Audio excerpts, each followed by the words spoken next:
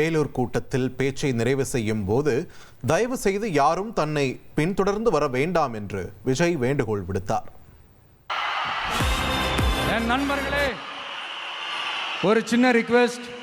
நான் திருப்பி இங்கிருந்து 4 hours சென்னைக்கு போனோம். தயவு செஞ்சு யாரும் என் வண்டிக்கு பின்னாடியோ என் வண்டி சைட்லேயோ பைக்கில் வராதிங்க. உங்களை நான் கெஞ்சி கேட்டுக்கிறேன். தேங்க்யூ.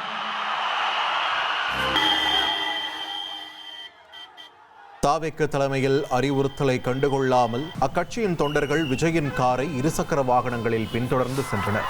ராணிப்பேட்டை சுங்கச்சாவடியில் விஜயின் வாகனத்தை நூற்றுக்கணக்கான தொண்டர்கள் மற்றும் ரசிகர்கள் சூழ்ந்ததால் உச்சகட்ட பதற்றம் ஏற்பட்டது.